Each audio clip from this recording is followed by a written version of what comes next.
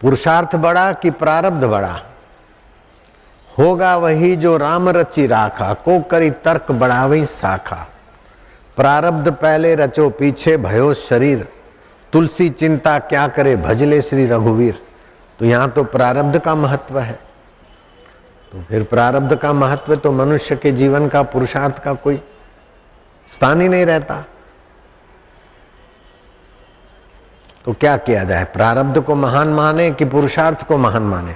अगर पुरुषार्थ महान मानते हैं तो पुरुषार्थ से सभी कार्य होते भी नहीं। हम जो चाहते हैं वो होता नहीं, जो होता है वो भाता नहीं, जो भाता है वो टिकता नहीं। पुरुषार्थ कितना भी कर लो, टिकता है क्या? मिला हुआ पद टिकता है क्या? अटल जी का टिका, प्रतिभा पाटिल का पद सदा टिकेगा? तुम्हारा पद सदा, पत्रकारी पद टिकेगा? रिटायरमेंट हो जाओगे। तो जो चाहते हैं वो होता नहीं, जो होता है वो भाता नहीं, और जो भाता है वो टिकता नहीं। तो पुरुषार्थ की ऐसी तैसी हो गई। तो प्रारब्ध पे छोड़ दो। प्रारब्ध पे छोड़ देंगे तो हम निकम्मे हो जाएंगे, चाहे कोई हमारा कुछ भी कर ले। तो क्या करना चाहिए? प्रारब्ध पे जीना चाहिए कि पुरुषार्थ पे जीना चाहिए? अगर प्रारब्ध नहीं मानते तो बहुत बहुत उद्योग करने पर भी विफल क्यों होते हैं? और अगर पुरुषार्थ नहीं मानते हैं तो विफल व्यक्ति भी ऊंची ऊंचाइयों को कैसे छूता है? विफल व्यक्ति भी डटा रहता है। तो वैज्ञानिक खोज कितना विफल हुआ और फिर इलेक्ट्रिक सिद्धांत खोज लिया, फलाना सिद्धांत खोज लिया। तो पुरुषार्थ है, तभी विफलता में सफलता आई। अगर पुरुषार्थ का बोलबाला है तो सब करते हुए भी आदमी दुखी होकर, निराश होकर क्यों मरता है? भक्ति साधन कर मूला। भक्ति सब साधनों का मूल है, लेकिन भक्ति अपने बल से नहीं मिलती, भक्ति पुरुषार्थ से नहीं मिलती। लंका का प्रसंग आता है कि रावण गए, ए माइक वाला,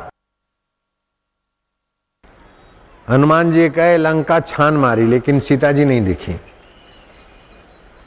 और फिर विभीषण मिले तो विभीषण ने कहा सीता जी तो लंका में ही है, और लंका तुमने छान मारी तो अशोक वाटिका भी लंका में है, चलो मैं दिखाता हूं। तो सीता माना भक्ति, युक्ति से भक्ति मिली। हनुमान को पुरुषार्थ से भक्ति रूपी सीता जी का दर्शन नहीं हुआ, लेकिन विभीषण की युक्ति से सीता जी का आदर्शन भी नहीं रहा। तो पुरुषार्थ से भक्ति नहीं मिली तो पुरुषार्थ का बल होना पड़ जाता है, और पुरुषार्थहीन को कुछ मिल जाए ये भी संभव नहीं। तो आखिर कौन सा सिद्धांत है? दोनों सिद्धांत सही है। आप पुरुषार्थ करते करते हार जाते, थक जाते तो बोले भाई चलो तरतीव्र प्रारब्ध था। मेहनत करते करते थक जाते तो सब छोड़कर आराम करते ताकि दूसरे दिन जूझने के लिए। ऐसे ही पुरुषार्थ करते आप हार जाते तो बोले चलो प्रारब्ध था, आराम करो, हिम्मत करो, विश्राम करो, फिर जूझो। तो पुरुषार्थ का सिद्धांत भी अपनी जगह पर है और प्रारब्ध का सिद्धांत भी अपनी जगह पर है। और प्रारब्ध 3 प्रकार का होता है।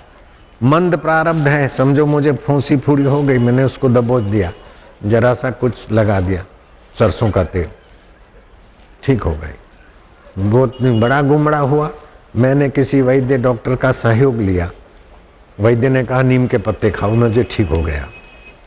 मुझे सिर में गुमड़ा हो गया था और मैंने नीम का रस 20 मिलीग्राम निकाल के पी लिया। 2 दिन के बाद खोजा तो सिर का ढीमड़ा, आप क्या बोलते हैं मराठी में? फोड़ा फोड़ा, टेंगुल, टेंगू, फोड़ा, जो भी आप समझ गए सब।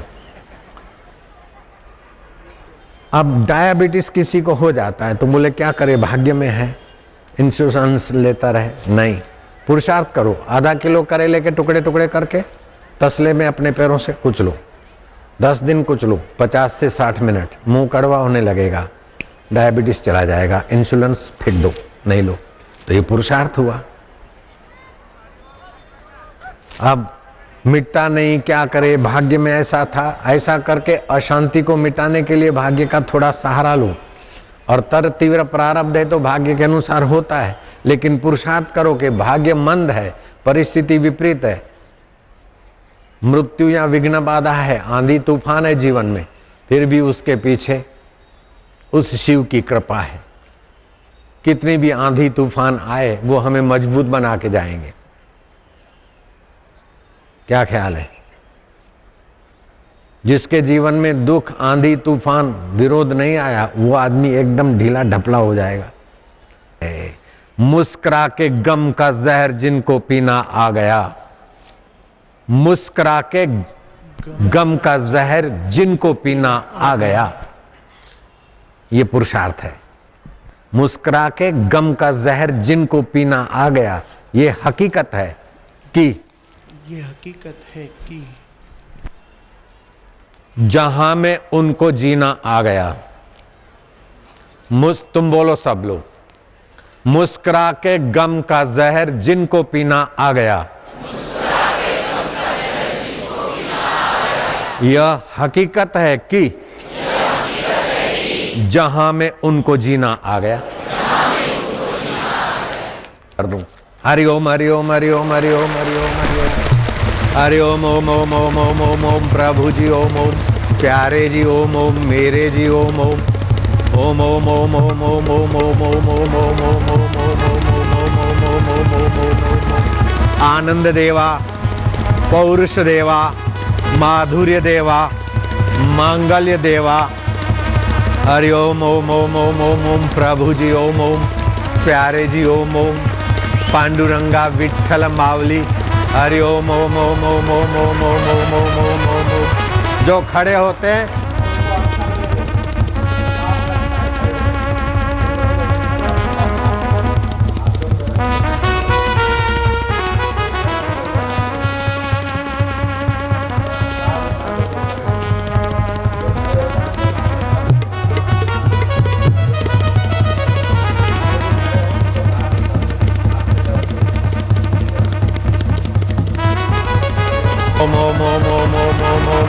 ये पुरुषार्थ है।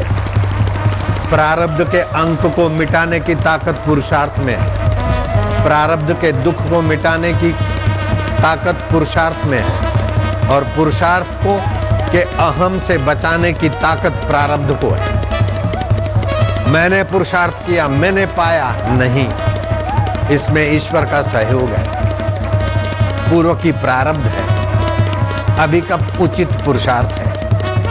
तो प्रारब्ध भी मानना पड़ता है, पुरुषार्थ भी मानना पड़ता है, और उचित साधन का सहयोग भी लेना पड़ता है। सतशास्त्र और संतों के प्रेरणा से जो पुरुषार्थ करता है वो प्रारब्ध की रेख को मेख मार देता है। हे राम जी, पुरुषार्थ तो ऐसा करो कि सतशास्त्र और संत के सम्मत पुरुषार्थ।